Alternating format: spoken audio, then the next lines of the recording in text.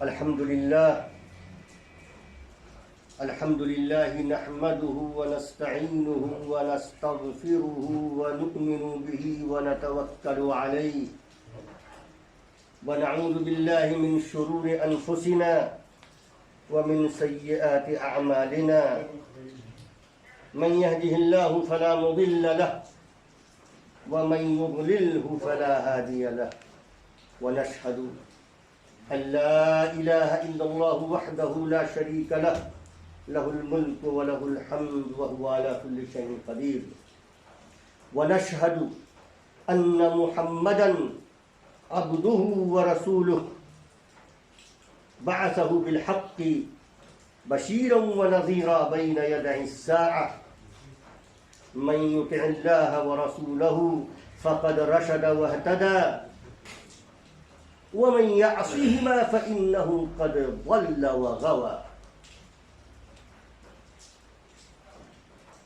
اللہ اکبر لا الہ الا اللہ واللہ اکبر اللہ اکبر وللہ الحمد اعوذ باللہ من الشیطان الرجیم بسم اللہ الرحمن الرحیم قال اللہ سبحانہ وتعالی فی کتابہ الکریم لن ینال اللہ لحومها ولا دماؤها ولكن يناله التقوى صلاتي ونسكي ومحياي ومماتي لله رب العالمين. محترم مصلیان گرامی، آج عید کا دن ہے.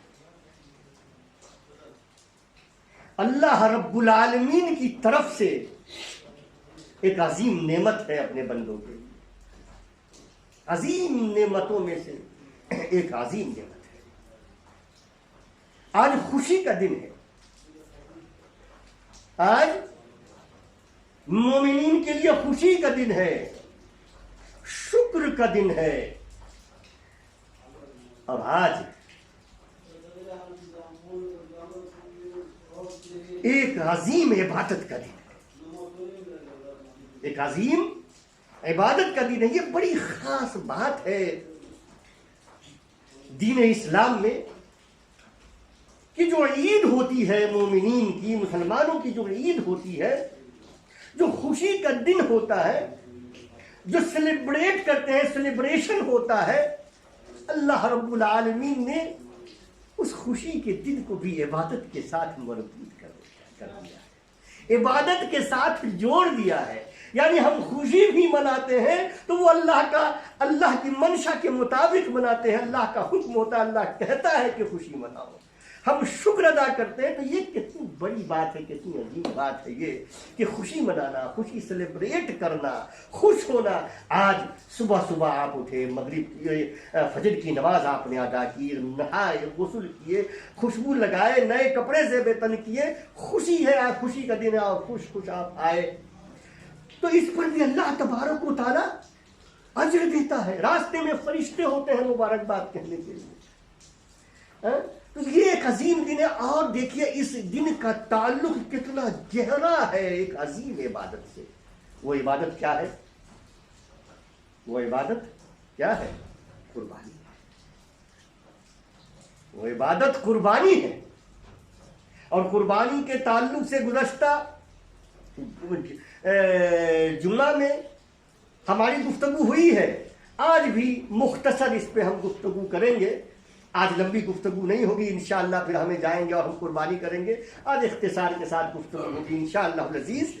تو دیکھیے اللہ رب العالمین فرماتا ہے کہ لن ینال اللہ لحومها ولا دماؤها. مومنین سے اللہ رب العالمین کہہ رہا ہے کہ جو تم قربانی کر رہے ہو، قربانی، اس قربانی کے پیچھے کیا بات ہے، اس کی حکمت کیا ہے.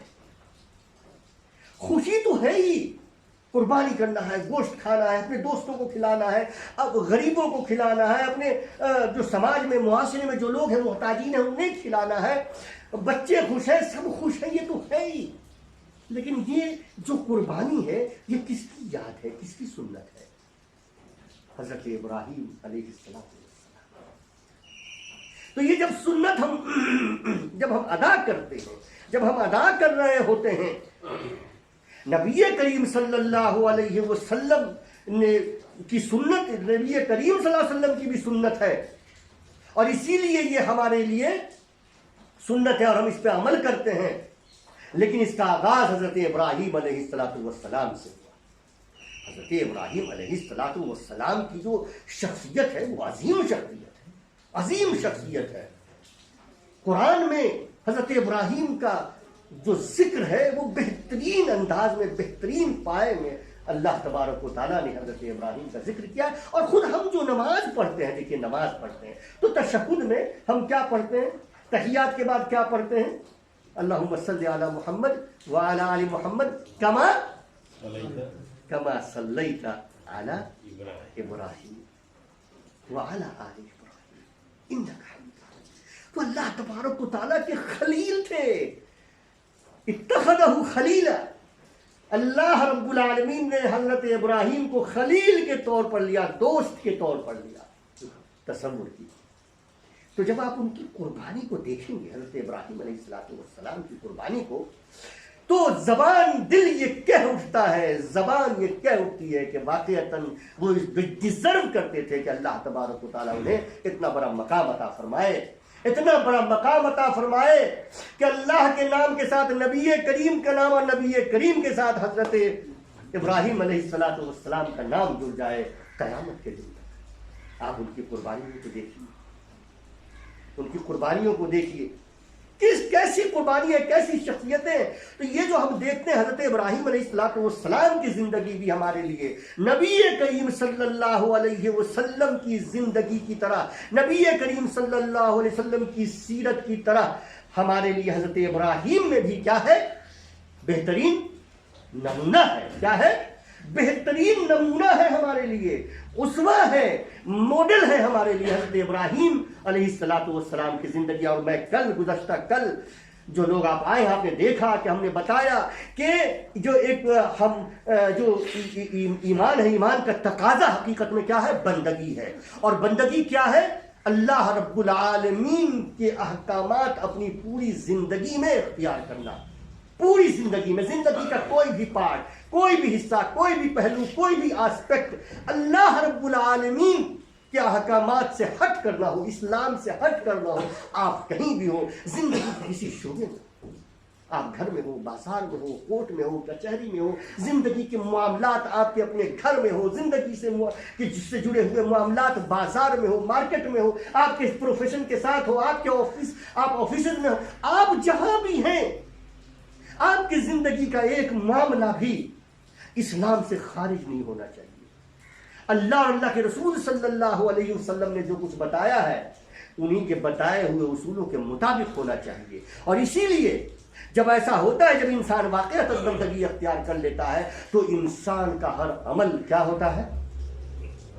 عبادت بن جاتی.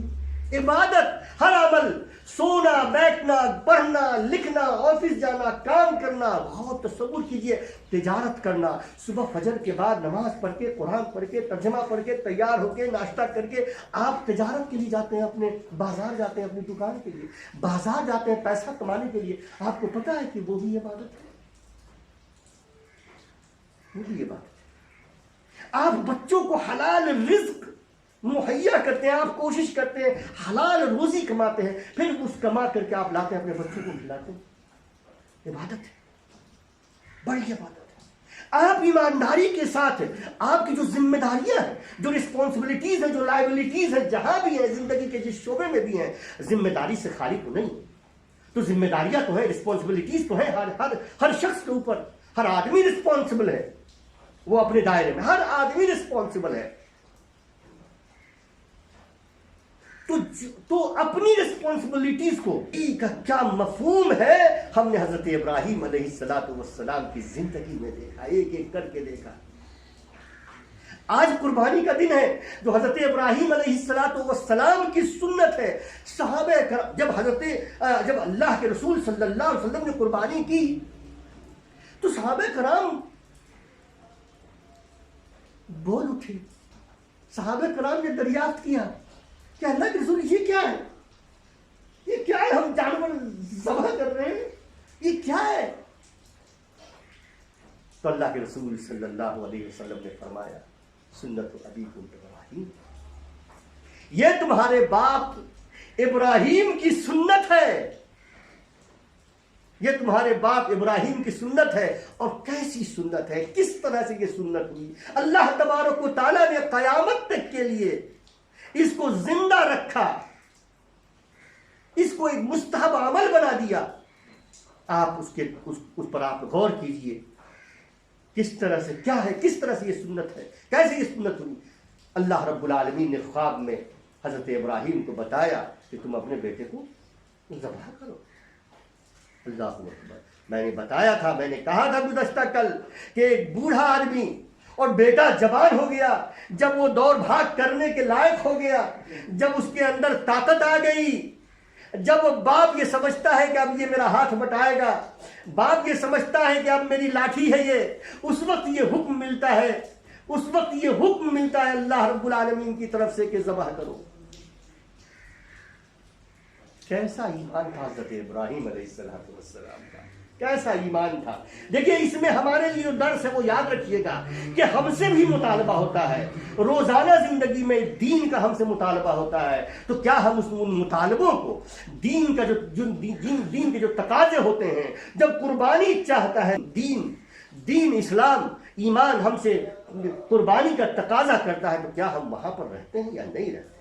اصل میں یہی بات ہے. اس قربانی کے پیچھے حضرت ابراہیم نے اپنے بیٹے سے کہا یا بنی انی ارا فی المنام انی اذبحک، اے میرے بیٹے میں دیکھتا ہوں کہ میں خواب میں دیکھتا ہوں کہ میں تمہیں ذبح کر رہا ہوں. بیٹا کیا کہتا ہے؟ یا ابت افعل ما تؤمر فانظر ماذا ترى، تو میں دیکھتا ہوں کہ تم کو میں ذبح کر رہا ہوں، تو تم بتاؤ تمہاری رائے کیا ہے، تمہارا کیا ہے خیال. What's your opinion? What do you think, my son? What do you think? What should I do? میں تو ایسا دیکھ رہا ہوں. تو کیا بیٹا کہتا ہے let me think my father؟ نہیں، مجھے تھوڑا سا وقت دیجئے، مہلت دیجئے، میں ذرا غور کروں اس بات پہ جو آپ بات کہہ رہے ہیں. کیا بیٹا متزلزل ہو جاتا ہے؟ کیا بیٹا گھبرا جاتا ہے؟ کیا بیٹا بہت ساری مصلحتیں سامنے لے آتا ہے کہ اب تو میری زندگی گئی؟ نہیں، بیٹا کیا کہتا ہے؟ بچوں آپ کے لیے بہت درس ہے، یہاں جتنے بچے ہیں درس ہے آپ کے لیے، اور جتنے بھی لوگ ہیں سارے لوگوں کے لیے درس ہے.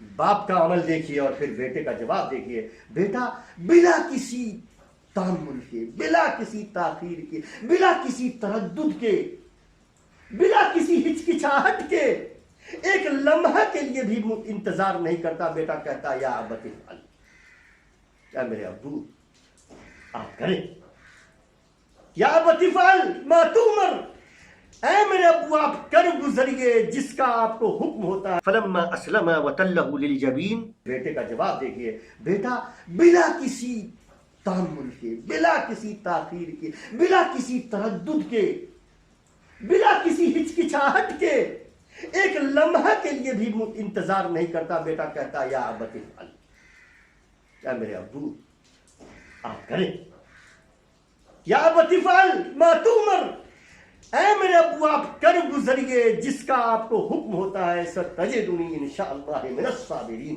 ستجدنی انشاءاللہ من الصابرین، آپ انشاءاللہ مجھے صبر کرنے والوں میں سے پائیں گے. یہ ہے قربانی، یہ قربانی ہے. تو جب ابراہیم علیہ السلام قربانی کرنے لگے، اپنے بیٹے کو لٹا دیا، وَتَلَّهُ الْجَبِينَ لٹا دیا، اور جب چھری چلانے لگے تو اللہ رب العالمین کی طرف سے حکم آیا، نہیں ابراہیم رکو، قد صدقت الرؤیا، جو تم نے دیکھا تھا اپنے خواب میں جس کا تمہیں حکم ہوا تھا تم نے اس کی تعمیل کر لی. اللہ رب العالمین حقیقت میں تمہارے بیٹی کی قربانی نہیں چاہتا تھا. اللہ تو صرف یہ دیکھنا چاہتا تھا. اللہ یہ دیکھنا چاہتا تھا کہ کیا تم اپنی محبوب ترین چیز, تمہاری زندگی میں جو سب سے محبوب ہے, ضرورت پڑنے پر تم اسے اللہ کے راستے میں قربان کرتے ہو یا نہیں. محترم بھائیو, غور کیجیے, غور کیجیے. ہم اپنی زندگی کا مراجعہ کریں, ہم دیکھیں اپنی زندگی میں, ہم مراجعہ کریں, ہم دیکھیں اپنے معاملات کو. اللہ تبارک و تعالیٰ نے بدل دیا اور وہاں پہ ایک میڈھے کو بھیج دیا, اور حضرت ابراہیم نے اپنے بیٹے کی جگہ پر کس کی قربانی دی؟ ایک میڈھے کی قربانی. اللہ نے قبول کر دیا. تو اللہ قبول فرماتا ہے. تو آج جو یہ قربانی ہے, ہم جو آج قربانی کر رہے ہیں, اس قربانی کے پیچھے یہ نیت رہنی چاہیے کہ اللہ, یہ حضرت ابراہیم اور ہمارے پیارے نبی محمد صلی اللہ علیہ وسلم کی سنت ہے, ہم اس پر عمل کر رہے ہیں اور ہم عہد کرتے ہیں اللہ, ہم عہد کرتے ہیں اللہ کہ ہم بھی ضرورت پڑی تو اپنی پیاری سی پیاری چیز کو تیرے راستے میں قربان کرنے سے دریغ نہیں کریں گے, ہچکچائیں گے نہیں, متردد نہیں ہوں گے. یہ ہے وہ فلسفہ جو قربانی کے پیچھے ہے. تو صحابہ کرام نے پوچھا نبی کریم سے کہ یہ کیا ہے, تو نبی کریم نے جواب دیا سنت ابیکم ابراہیم. اس کے بعد صحابہ کرام نے پھر پوچھا, غور کیجئے, اچھا تو ہمارے لیے اس میں کیا ہے؟ سنت تو ہے, ٹھیک ہے, ہمارے لیے کیا ہے؟ تو اللہ کے رسول صلی اللہ علیہ وسلم نے فرمایا ہر بال کے بدلے ایک نیکی, ہر بال کے بدلے ایک نیکی ہے, ہر روئے پر ایک نیکی ہے. اب آپ تصور کیجئے کہ گنتی ہو سکتی ہے, گنتی ہو سکتی ہے. تو یہاں پر جو یہ بات کہی نبی کریم صلی اللہ علیہ وسلم نے کہ ہر بال پہ, سائلنٹ کرو, ہر بال پہ ایک نیکی ہے, تو اس کا کیا مطلب ہوا؟ یعنی اللہ ہی جانتا ہے, بے شمار نیکی ہے. تو آپ غور کیجئے محترم, گوشت تو کہیں جانے والا نہیں ہے. اللہ تبارک و تعالیٰ نے فرمایا کہ اللہ کو نہ تمہاری جو قربانی کرتے ہو تو نہ تمہاری قربانی کا نہ گوشت پہنچتا ہے اور نہ خون پہنچتا ہے. کیا پہنچتا ہے؟ کیا پہنچتا ہے؟ تقویٰ پہنچتا ہے. اللہ تبارک و تعالیٰ, دیکھیے یہی میں بتانا چاہ رہا تھا کہ اس قربانی کے پیچھے کیا ہے. تقویٰ, اللہ تک تقویٰ پہنچنا. اور تقویٰ کیا ہے؟ میری گفتگو ہوتی رہی ہے. تقویٰ ایمان کا جو جوہر ہے, جو آربٹ ہے, جو کور ہے, وہ تقویٰ ہے. بغیر تقویٰ کے ایمان کی کوئی اہمیت نہیں ہے. تو تقویٰ کیا ہے؟ تقویٰ اللہ رب العالمین سے محبت ہے. تقویٰ کیا ہے؟ تقویٰ اللہ رب العالمین کا خوف ہے دل میں. تقویٰ کیا ہے؟ تقویٰ اللہ پر امید رکھنا ہے. تقویٰ کیا ہے؟ تقویٰ اللہ پر بھروسہ رکھنا ہے. تقویٰ کیا ہے؟ تقویٰ اللہ رب العالمین پر توکل کرنا ہے. تقویٰ کیا ہے؟ تقویٰ یہ ہے کہ آپ اپنی پوری زندگی میں اللہ تبارک و تعالیٰ کی طرف یکسو ہو جانا ہے. آپ انی وجہت وجہی للذی فطر السماوات والارض حنیفا وما انا من المشرکین. تو یہ جو تقویٰ, یہی تقویٰ اللہ تک پہنچتا ہے. تو جب آپ ذبح کر قربانی کر رہے ہیں تو آپ کے دماغ میں یہ بات آنی چاہیے. جب بسم اللہ اللہ اکبر کر رہے ہیں تو آپ کے دماغ میں یہ بات آنی چاہیے. یہ بات ذہن میں رکھیے گا, اے اللہ تیرے نبی ابراہیم اور تیرے ہمارے آخری نبی صلی اللہ علیہ وسلم کی سنت پر میں عمل پیرا ہوں اور یہ قربان کر رہا ہوں, اور دل میں یہ خیال ہے کہ انشاءاللہ تیرے دین میں جو بھی قربانی کی ضرورت پڑے گی انشاءاللہ ہم اس سے پیچھے نہیں ہٹیں گے. یہ نیت کر کے آپ قربانی دیں تو انشاءاللہ العزیز وہ قربانی قبول ہوگی. بارک اللہ لنا ولکم فی القرآن العظیم ونفعنا وإياكم بالآيات والذكر الحكيم. استغفر الله لي ولكم ولسائر المسلمين إنه تعالى جواد كريم ملك بر رؤوف